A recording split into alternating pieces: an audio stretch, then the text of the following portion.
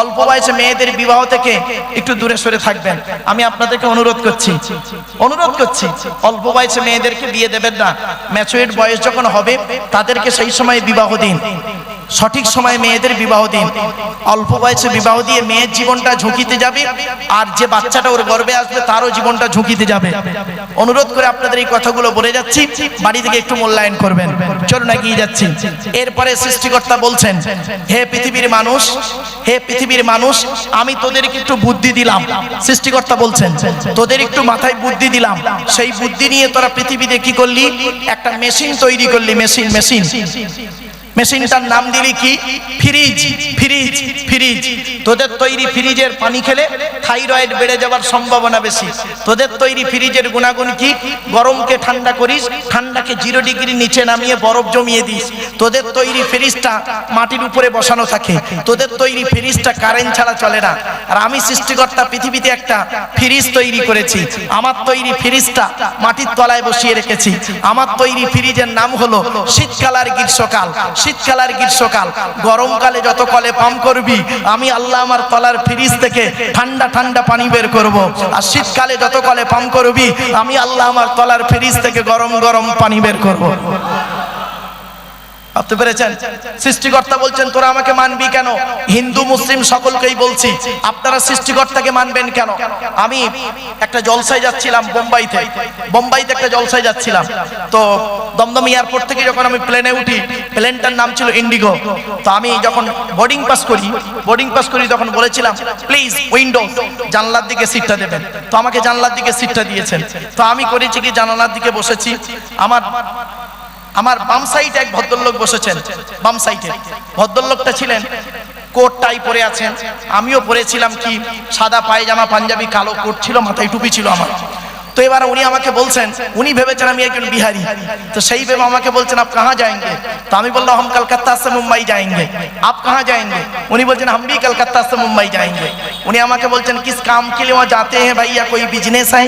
আপনি কি জন্য বোম্বাইতে যাচ্ছেন? কোনো ব্যবসা করার জন্য?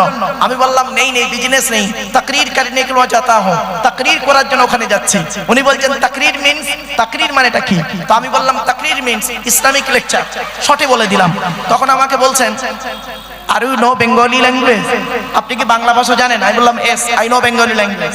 তো উনি বলছেন, please speak to Bengali language, আপনি দয়া করে বাংলা ভাষায় কথা বলুন। তো আমি বলছি, বলুন। উনি বলছেন, বলুন। গোদা বাংলা চালু হয়েছে। বা উনি আমাকে প্রশ্ন করেছেন, আপনার নামটা কি? তো আমি বললাম, আমার নাম আব্দুল্লাহিল মারুফ। আপনার নামটা? উনি বললেন, আমার নাম তুষার কুমার সেন। বলছেন, আপনি কি করেন? তা আমি বললাম, আমি একজন স্কুল টিচার। আপনি? উনি বললেন, আমি একজন কলকাতা হাইকোর্টের একজন সিনিয়র অ্যাডভোকেট। ওনার বয়স হলো 76 বছর তখন। জানি না ভদ্রলোক মারা গেছেন কি বেঁচে আছেন। যদি তিনি মারা যান, সৃষ্টিকর্তা তাকে ক্ষমা করে দিন। আর যদি পৃথিবীতে জীবিত থাকেন, সৃষ্টিকর্তা তাকে তার মতো করে তৈরি করে নিন।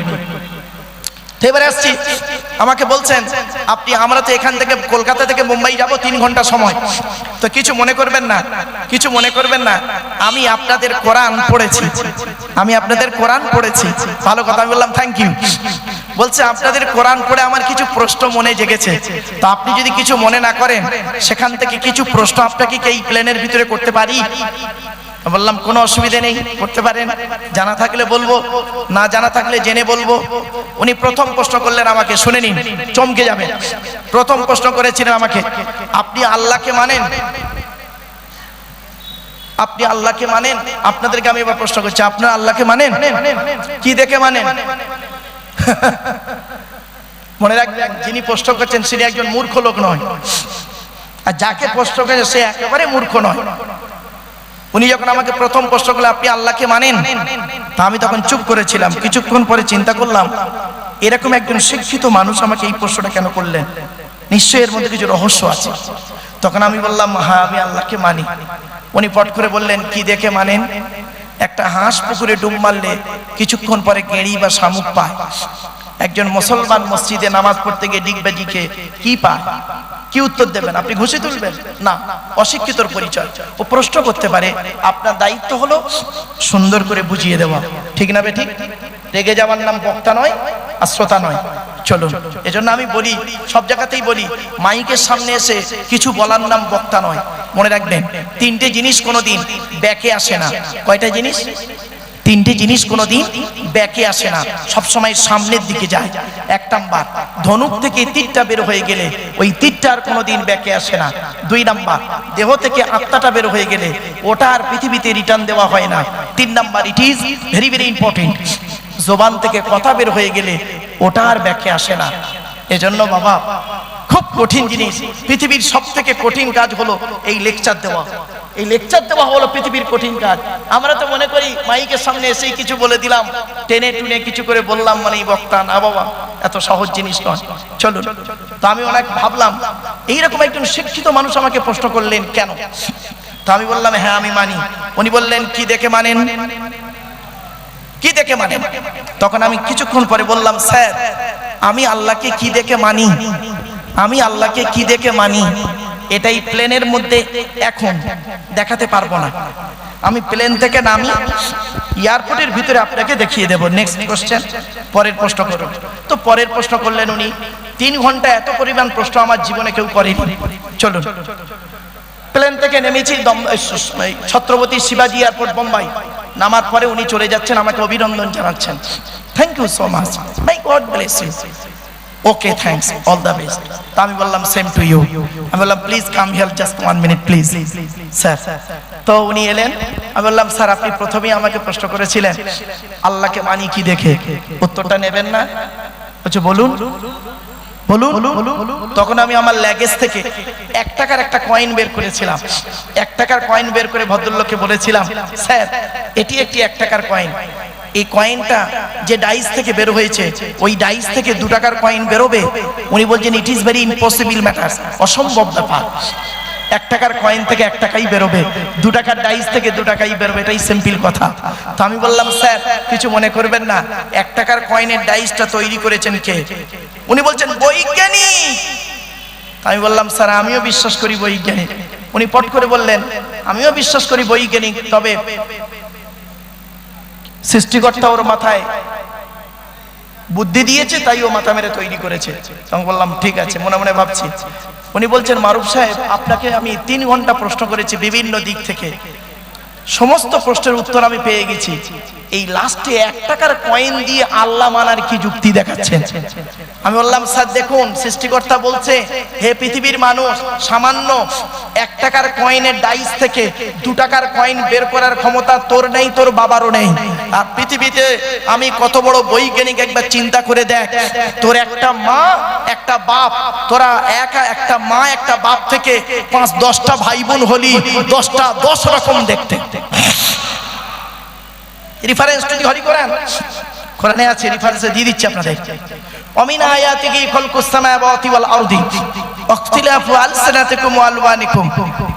21 নম্বর পারাবা খণ্ডের 5 নম্বর পৃষ্ঠার 10 নম্বর লাইনে সূরার নাম সূরা রুমের মধ্যে সৃষ্টিকর্তা বলছেন আমার নিদর্শনের মধ্য থেকে একটা নিদর্শন হলো কি, আমার নিদর্শনের মধ্য থেকে একটা নিদর্শন হলো তোদের গায়ের রংটা আমি সৃষ্টিকর্তা আলাদা করেছি, মুখের ভাষাটাও আমি সৃষ্টিকর্তা আলাদা করে দিয়েছি, আর ফিঙ্গারপ্রিন্ট চোখের রেটিনা তো আলাদাই আছে। এজন্য আপনাদেরকে বলি সৃষ্টিকর্তার আলোচনা। আমার প্রথম টপিকটা ছিল কি, আল্লাহর আলোচনা। মনে পড়ছে না ভুলে গেছেন? প্রথম টপিক ছিল আল্লাহর আলোচনা, দ্বিতীয় টপিক নবীর আলোচনা, এখনো যাইনি। আল্লাহর একটা টপিক নিয়ে আলোচনা করছি, 1 ঘন্টা 15 মিনিট চলছে। সৃষ্টিকর্তা এবার বলছেন ওয়ালাউ আন্না মা ফিল আরদি মিন শাজারাতিন আকলামু ওয়াল বাহরু ইয়ামুদ্দুহু মিন বাদিহি সাবআতু আবহুরিম মা নাফিদাত কালিমাতুল্লাহ। এই বাক্যটি কোথায় আছে কোরআনের? 21 নম্বর পারাবা খণ্ডের 12 নম্বর পৃষ্ঠা একেবারে 13, 14, 15 নম্বর লাইন, সূরার নাম সূরা লোকমান। সৃষ্টিকর্তা বলছেন পৃথিবীর সমস্ত বৃক্ষগুলোকে তোরা কলম বানা, আর সমুদ্রের পানি নিয়ে কালি তৈরি কর, আর কলম আর কালি দিয়ে আমার গুণগান লিখতে শুরু কর, আমার গুণগান লিখেও শেষ করতে পারবি না। তাহলে গণনা করি চলুন। সৃষ্টিকর্তা কোরআনে বলছেন, কোরআনে আল্লাহ পাক বলছেন ওয়া ইন তাউদ্দু নি'মাতাল্লাহি লা তুহসুহা। সূরা নাহলের মধ্যে 14 নম্বর পারায় বলা হয়েছে। সৃষ্টিকর্তা বলছেন আমার নিয়ামতগুলোকে গণনা করতে শুরু কর, গণনা করেও শেষ করা যাবে না। জোরে বলুন সুবহানাল্লাহ। তো এখানে আমি সৃষ্টিকর্তা আল্লাহর আলোচনা স্টপ করে দেব, আর 1 মিনিট বাকি। 1 মিনিট পরেই আল্লাহর আলোচনা শেষ করব। এই পৃথিবীতে আল্লাহর পাঠানো কিতাবের নাম হলো কোরআন, শেষ কিতাব। কোরআনটাকে আপনারা পড়ুন। কোরআনের ভিতরে কি আছে? 30টা পারা, 540টা রুকু, 114টা সূরা, 14 থেকে 15 খানা সাজদা, 7টা মঞ্জিল, 8 থেকে 12 খানা সাক্তা, 6666টা আয়াত, কেউ বলেছেন 6236টা আয়াত, 3,23,215টা অক্ষর। এই কোরআন 22 বছর 9 মাস কয়েকদিন, কম বেশি 23 বছর ধরে কোনো ঘটনাকে কেন্দ্র করে, কোনো ব্যক্তিকে কেন্দ্র করে, কোনো বস্তুকে কেন্দ্র করে, কোনো জায়গাকে কেন্দ্র করে কোরআনের আয়াতগুলো নাজিল হয়েছে। 6000 আয়াত নাজিল হয়েছে, 12,000 জায়গায় নাজিল হয়েছে। জোরে বলুন সুবহানাল্লাহ। কটা জায়গার নাম আপনি জানেন?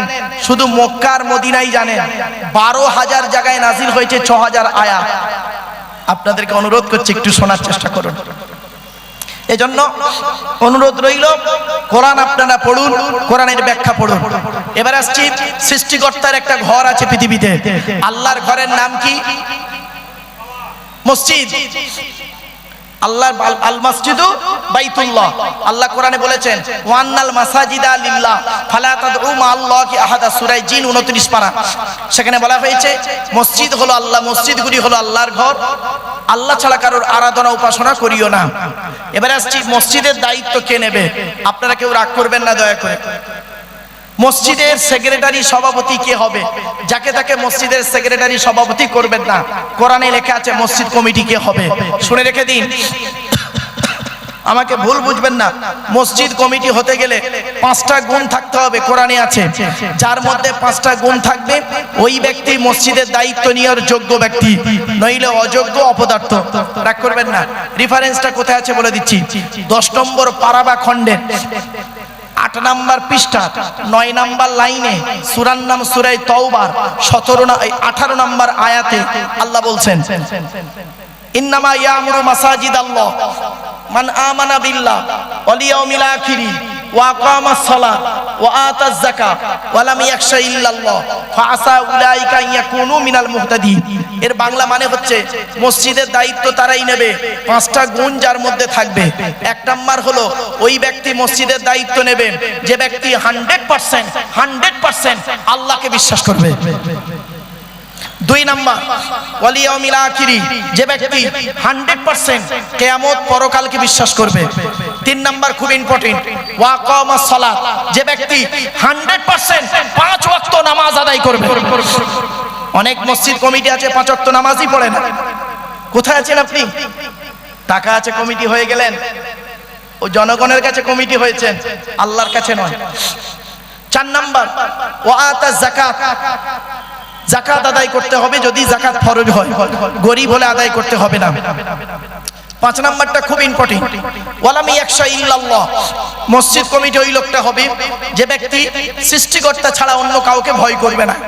এই 5টা গুণ যার মধ্যে আছে সেই ব্যক্তি মসজিদ কমিটির দায়িত্ব নিতে পারবে। এবার আসছি মসজিদে যিনি নামাজ পড়ান। আমি আপনাদেরকে অনুরোধ করছি, বিভিন্ন এলাকা থেকে মানুষ এসেছেন, আপনারা মুসলিম ভাইদেরকে বলছি, আপনাদের মসজিদের ইমাম সাহেবের মাইনে বেশি করে দেবেন। আপনাদের এলাকার মসজিদের ইমাম সাহেবের মাইনে বেশি করে দেবেন। যে মসজিদে ইমামের মাইনে কম, ওই মসজিদের মুসল্লিদের নামাজ আল্লাহর দরবারে কবুল হওয়া খুবই মুশকিল আছে। রাগ করবেন না কেউ। যে এলাকার মসজিদের ইমাম সাহেবের চোখের পানি পড়ে হকের উপরে, ওই এলাকার মুসল্লিদের উপরে আল্লাহর গজব পড়বে। বাস্তব কথা বলে গেলাম, খারাপ সেন্স নেবেন না, কারণ এ সম্পর্কে আমার যথেষ্ট অভিজ্ঞতাই আছে। 19 বছর ইমামতি করেছি তো, 400 টাকা মাইনে। আমাকে এই ফতোয়াটা আমাকে দেওয়ার আগে একটু ভাববেন। জাস্ট আমি আপনাদেরকে বললাম, ইমামের মাইনে বেশি করে দেবেন, ইমামের মূল্য দেবেন, ইজ্জত দেবেন। এর অনেক তথ্য আছে, আলোচনা আছে, ওদিকে গেলাম না। তাহলে আল্লাহর আলোচনা করতে গিয়ে আল্লাহর ঘর, আল্লাহর কোরআনের কথা সংক্ষেপে আপনাদেরকে বললাম। এবার আসছি আল্লাহর নবী, তাদের কথা, নবীদের কথা বলবো। এতক্ষণ আপনাদের কাছে আমি আল্লাহ সম্পর্কে আলোচনা করতে গিয়ে 1 ঘন্টা 20 মিনিট সময় ব্যয় করে নিয়েছি। এজন্য মূল্যবান সময় আপনাদেরকে নিয়ে নিলাম আল্লাহ সম্পর্কে আলোচনা করতে গিয়ে। একবার আসুন সেই আল্লাহর নামে জিকির, লা ইলাহা ইল্লাল্লাহ, জোরে জোরে।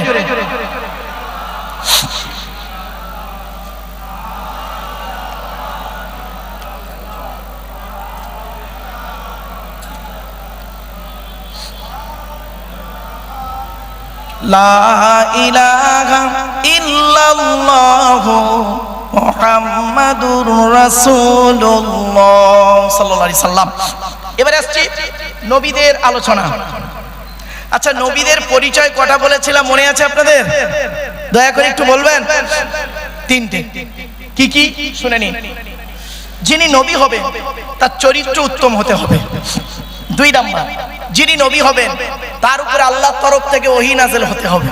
3 নাম্বার, যিনি নবী হবেন তার দ্বারাই অলৌকিক ঘটনা ঘটতে হবে, যাকে বলে মুজিজা। পৃথিবীতে যত নবী এসেছেন প্রত্যেক নবীর মাধ্যমে আল্লাহ পাক 1 থেকে 50টার ভিতরে মুজিজা দিয়েছেন। আমার নবী বিশ্বনবী কুল কায়নাতের রাসূল রাহমাতুল লিল আলামিন মুহাম্মদ সাল্লাল্লাহু আলাইহি সাল্লামের মাধ্যমে আল্লাহ পাক পৃথিবীতে 1000-এরও বেশি মুজিজা দিয়েছেন। জোরে বলো। চলো এবার আসছে নবীর পরিচয়টা দিই। আপনাদের এই জলসাটা নবী দিবস উপলক্ষে, মহরম, তাই তো ভাই? নবী দিবস উপলক্ষে তো, হ্যাঁ? চলে এবার নবী সম্পর্কে, মহরম সম্পর্কে আলোচনা করব, চিন্তা নেই, নবী সম্পর্কে আলোচনা করে নিই। আচ্ছা, আমাদের নবীর নাম কি? আরে বলুন না, মুখে বলুন না একটু। হযরত মুহাম্মদ মুস্তাফা সাল্লাল্লাহু আলাইহি সাল্লাম, তাই তো নাকি? নবী মুহাম্মদ সাল্লাল্লাহু আলাইহি সাল্লাম কোন বংশে জন্মগ্রহণ করেছেন? জোরে বলুন। কুরাইশ বংশে। এখন কার নাম কুরাইশ? নবীর পরিচয়টা অন্তত জেনে নিন। চলুন, তবে সুবহানাল্লাহটা জোরে বলতে হবে, পারবেন?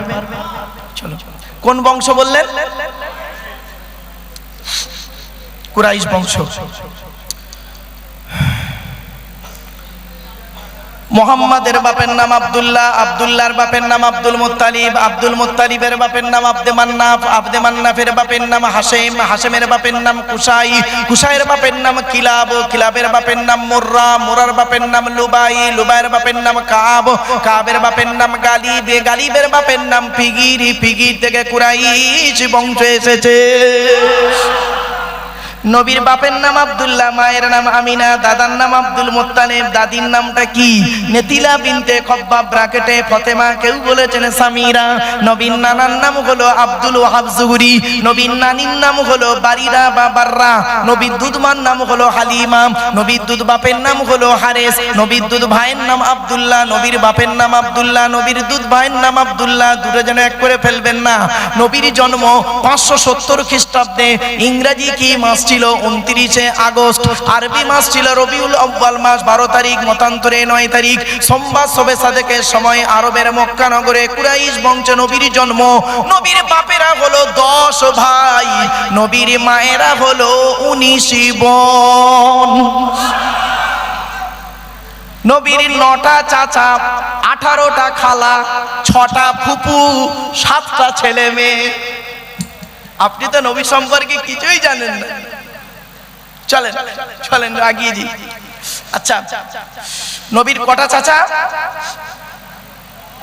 9টা চাচা। 9টা চাচার নাম কি? বড় চাচার নাম হারেস, কি বললাম? হারেস, জুবায়ের, মুকাইয়িম, ফাইদাক, জাইদাক, আবুল আহাব, হামজা, আব্বাস, আবু তলেব। নবীর বাপ হলো আব্দুল্লাহ। নবীর 7টা ছেলে মেয়ে, 3টে পুত্র সন্তান, 4টে কন্যা সন্তান। 3টে পুত্র সন্তানকে আল্লাহ পাক বাল্যকালে রেখে নেয়। সব থেকে যে সন্তানটা বেশি দিন বেঁচে ছিলেন, 17 মাস 14 দিন।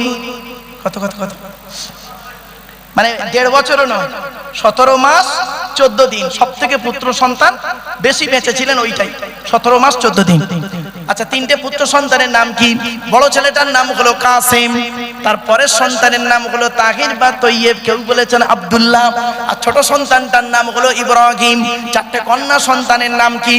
বড় মেয়েটার নাম হলো জাইনাব, রুকাইয়া, উম্মে কুলসুম। ছোট মেয়েটার নাম হলো ফাতেমা, যার সঙ্গে নবীজি আলীর বিবাহ দিয়েছিলেন। এখানে একটি প্রশ্ন, তার উত্তর। হযরত মুহাম্মদ সাল্লাল্লাহু আলাইহি সাল্লাম কেন হযরত আলী রাদিয়াল্লাহু তাআলা আনহুকে জামাই করতে গেলেন? হযরত আলী রাদিয়াল্লাহু তাআলা আনহু কি কোটিপতি ছিলেন? আজ আরবে কি ছেলের অভাব ছিল? তা হযরত আলীকে জামাই করতে গেলেন কেন? শুনে নিন, হযরত আলী রাদিয়াল্লাহু তাআলা আনহুর মধ্যে আল্লাহ পাক অনেক গুণ দান করেছিলেন। তার মধ্যে থেকে 2টো গুণ আপনাদেরকে বলছি। হিন্দু মুসলিম ভালো করে শুনে নিন। দুটো গুণ বলছি, এই দুটো গুণ থেকে শিক্ষা নিয়ে নিন। কোন ছেলেকে জামাই করবেন? যাই তাই ছেলেকে জামাই করবেন না। যাদের কন্যা সন্তান বাড়িতে আছে দয়া করে বলে যাচ্ছি, যাই তাই ছেলেকে জামাই করবেন না। কোন ছেলেকে জামাই করবেন? যে ছেলের মধ্যে কমসে কম দুটো গুণ পাবেন। কটা কটা কটা? যে ছেলের মধ্যে দুটো গুণ পাবেন ওই ছেলেকে জামাই করবেন। আর কোন মেয়েকে বৌমা করবেন? এই যুবক ছেলেরা ভালো করে শুনে নাও বন্ধুরা, কোন মেয়েকে বৌমা করবেন? সাদা চামড়া দেখে খালি ছুটবেন না, সাদা চামড়া দেখে খালি ছুটতে যেও না। সব সাদা চামড়ার মেয়ে ভালো নয়, সব সাদা চামড়ার মেয়ে ভালো নয়। শুনে নিন, কোন মেয়েকে বৌমা করবেন? কোরআনে আছে যে মেয়ের মধ্যে 6টা গুণ পাবেন। কটা কটা কটা? 6টা। তা আগে ছেলেদের বলবো না আগে মেয়েদের বলবো? ছেলেদের দুটো গুণ কি কি? 1 নাম্বার, ওই ছেলেকে জামাই করবেন ছেলেটি সৎ ছেলে কিনা খবর নেবেন। কি বললাম? সৎ। আচ্ছা সৎ কোন লোকটাকে বলে? কোন লোকটাকে সৎ বলে? গালে দাড়ি রাখলে আর মাথায় টুপি দিলে আর 5 ওয়াক্ত নামাজ পড়লে আর মাঝে মাঝে ওমরা করতে গিয়ে খালি লোককে বলবো আমি অমুক বারে হজে গিয়ে এইটা নিয়ে এসেছি, ওই লোকটাকে বুঝি সৎ বলে না। চলুন, মুহাম্মদ সাল্লাল্লাহু আলাইহি সাল্লাম তিনি বলছেন, হিন্দু মুসলিম সকলে শুনে নিন, চমকে যাবেন আজকে। মুহাম্মদ সাল্লাল্লাহু আলাইহি সাল্লাম তিনি বলছেন, হে পৃথিবীর মানুষ, হে পৃথিবীর মানুষ, তোমরা আমাকে দুটো জিনিসের গ্যারান্টি দিতে পারবে? দুটো জিনিসের গ্যারান্টি।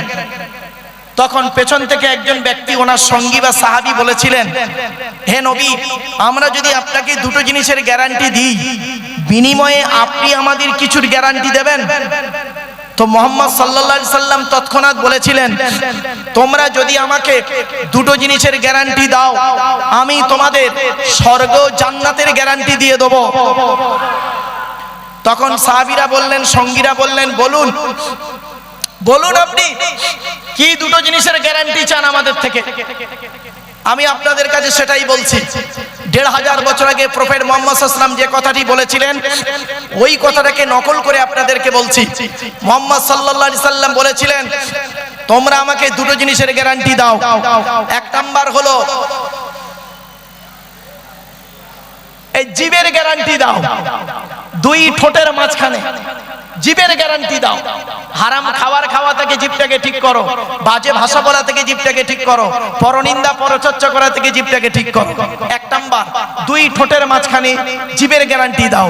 আর 2 নাম্বার হলো 2 রানের বীজখানে, 2 রানের বীজখানে লজ্জাস্থানের গ্যারান্টি দাও। এই দুটো জিনিসের গ্যারান্টি তোমরা আমাকে দাও, আমি তোমাদের জান্নাতের গ্যারান্টি দিয়ে দেবো। যান বাড়ি চলে যান আপনারা, গিয়ে দেখবেন হয় ভদ্রলোকের নিচে খারাপ, নয় ভদ্রলোকের উপর খারাপ। হুক মেরে কারেন্ট নিয়ে, কি স্যার আপনারা কি বলেন, হুক বলেন তো নাকি? হ্যাঁ, হুক মেরে কারেন্ট নিয়ে পাকা চালিয়ে তাহাজ্জুদের নামাজ পড়ছেন। চুরি করা কারেন্টে পাকা চালিয়ে তাহাজ্জুদ, বাহ বাহ বাহ বাহ বাহ।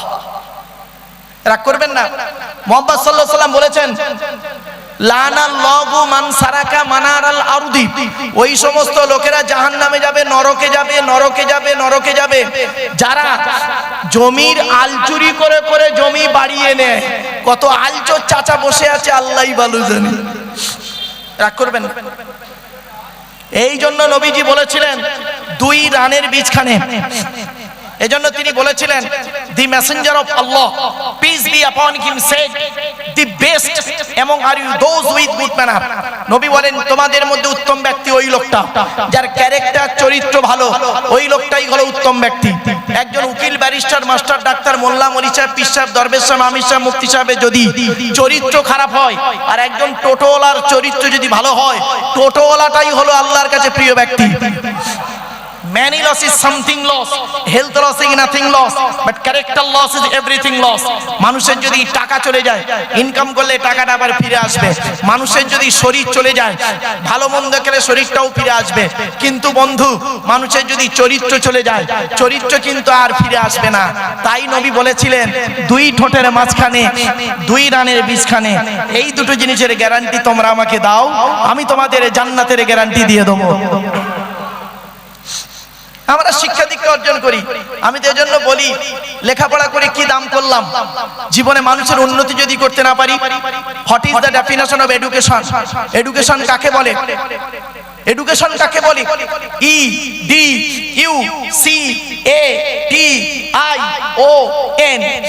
এক একটা লেটারের এক একটা গুণাগুণ আছে, তবেই তাকে এডুকেশন বা শিক্ষা বলে। ই থেকে ইগারলি, ডি থেকে ডেভেলপমেন্ট, ইউ থেকে ইউনিভার্সাল, সি থেকে ক্যাপাবিলিটি, এ থেকে অ্যাক্টিভ, টি থেকে টলারেন্স, আই থেকে ইন্টেলিজেন্স, ও থেকে ওবিডিয়েন্স, এন থেকে ন্যাচারাল। এতগুলো গুণে গুণান্বিত বস্তুকে বলা হয় এডুকেশন বা শিক্ষা। যাকে তাকে শিক্ষা বলে না। শিক্ষাটা নেবে কে? যে নেবে তাকে বলা হয় student. Who is student? K student? K K student? ওই 10টায় গেল 4টেই এলো, 10টায় গেল 4টেই এলো। আমতলা জামতলা বুড়ির বেলতলা পাঁচতলা, ইকো পার্ক নিকো পার্ক, চিড়িয়াখানা, ভিক্টোরিয়া, জাদুঘর, তারামণ্ডল, নদীর পার্কে বসে প্রেম নিবেদন করলো। সারা বছর পড়লো না, পরীক্ষার খাতায় টুকলি বা চুরি করলো, আর স্যার ধরলো ছুরি মারলো। ওরে কোনোদিন স্টুডেন্ট বলে না। স্টুডেন্ট হতে গেলে কতগুলো গুণ থাকতে হবে একটু জেনে নিন। এই স্টুডেন্টরা, স্টুডেন্টদেরকে আমি অনুরোধ করে বলে যাচ্ছি, তোমরা এই গুণগুলো তোমাদের মধ্যে যেন থাকে। স্টুডেন্টদের কাছে আমি অনুরোধ রইল। S T U D E N T, এক একটা লেটারের এক একটা গুণাগুণ আছে, তবেই তাকে স্টুডেন্ট বলে। এস থেকে স্টাডি, টি থেকে ট্রুথফুল, ইউ থেকে ইউনিটিভ আনকমন, ডি থেকে ডেভোটিয়াস, ই থেকে এফিশিয়েন্ট, এন থেকে নোবেল, টি থেকে টিপটপ। তো একটু ভেঙে দিই একটা শব্দের। এস থেকে স্টাডি, অধ্যয়নশীল হতে হবে। টি থেকে ট্রুথফুল, সত্যবাদী হতে হবে। এখনকার বর্তমান স্টুডেন্টরা বেশিরভাগ মিথ্যাবাদী। ঠিক না বেঠিক? রাগ করবেন না। এখন লেখাপড়া কোথায় হয় জানেন? শুনে নিন, লেখাপড়া কোথায় হয় জানেন? টয়লেটে, টয়লেটে, পেচ্ছাপখানায়, পায়খানায়। মাধ্যমিকের সেন্টার আমার স্কুলে পড়ে, উচ্চ মাধ্যমিকের সেন্টার আমরা নিতে যাই।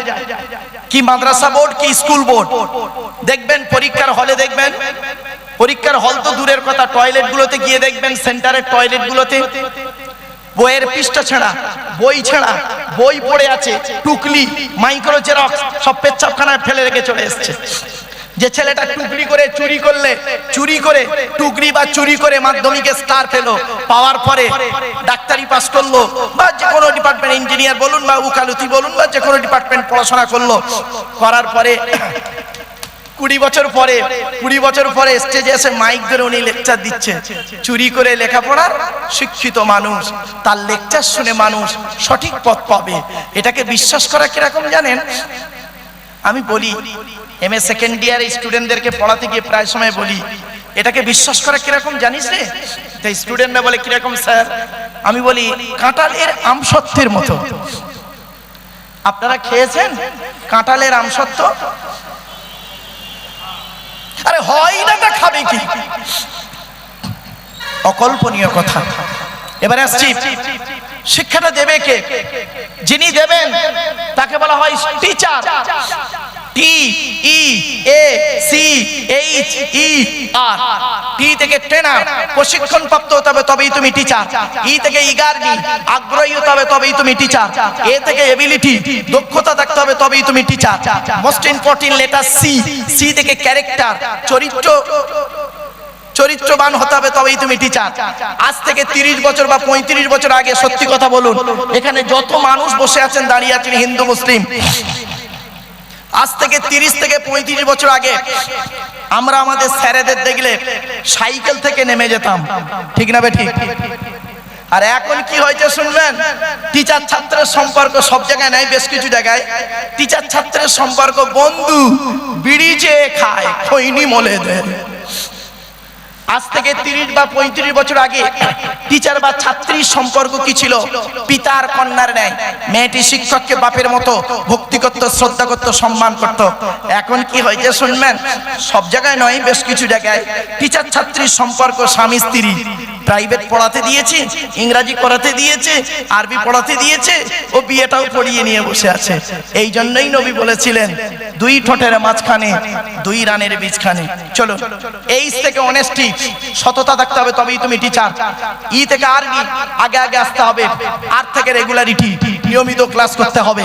টেনার, eagerly, ability, character, honesty, early, regularity, এতগুলো গুণ যার মধ্যে আছে, he is a really teacher. তিনি হলেন সত্যিকারের একজন টিচার। আচ্ছা, আমি এই ওয়াজ করছি কেন ভাই আপনাদের কাছে? এই ওয়াজটা কেন করছি? নিশ্চয়ই কিছু রহস্য আছে। রহস্যটা কি? আজকের এই নবী দিবসের সঙ্গে এইটার একটু রিলেটেড। চলুন বলে দিই। আল্লাহর নবী বলেছেন, ইন্নামা বুইস্তু মুআল্লিমা। দুনিয়ার মানুষ মুহাম্মদকে আল্লাহ রাব্বুল আলামিন বিশ্বের মানুষের টিচার করে পাঠিয়েছে। আমি আব্দুল্লাহ গিল মারুফ একজন টিচার, মুহাম্মদ সাল্লাল্লাহু আলাইহি ওয়াসাল্লাম একজন টিচার। দুই টিচারের মধ্যে বিটুইন ফার ডিফারেন্স, অনেক পার্থক্য। ছোট্ট একটা উদাহরণ দিচ্ছি, শুনে নিন, চমকে যাবেন। এই উদাহরণটা দিলেই বুঝতে পারবেন আমার বলার উদ্দেশ্যটা কি ছিল।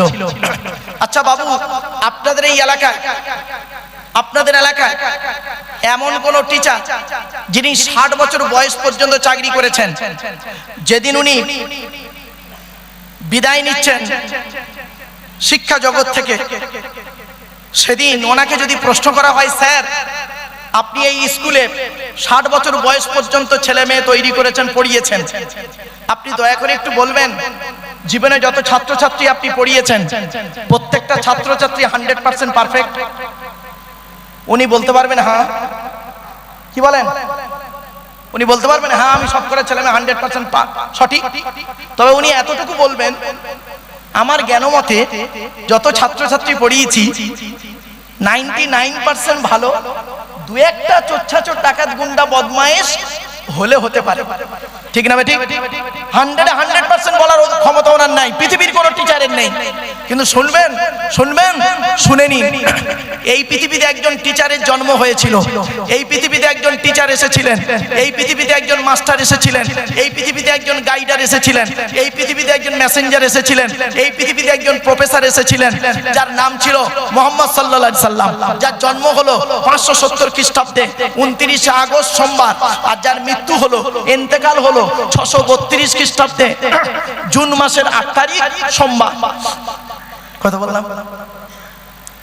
যার জন্ম হলো 570 খ্রিস্টাব্দে 29 আগস্ট সোমবার, আর ইন্তেকাল হলো 632 খ্রিস্টাব্দে জুন মাসের 8 তারিখ সোমবার।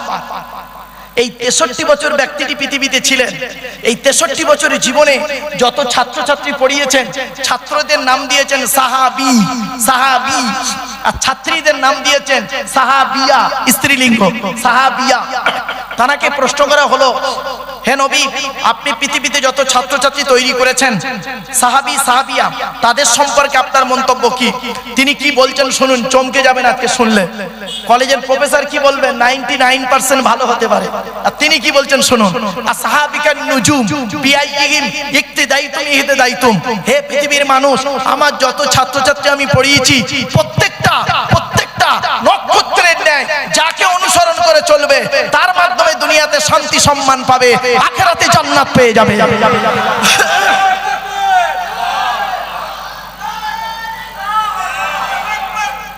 কি বুঝলেন? এমন টিচার চিনেছিলেন। আমি কেন আলোচনাটি করছিলাম বাবা, আলোচনাটা বুঝলে বুঝতে পারবেন। হয়তো কড়া ভাষাটা একটু কড়া হয়ে যাচ্ছে, আমার ভাষা আপনারা বুঝতে পারছেন বাবা? অসুবিধা হচ্ছে না তো?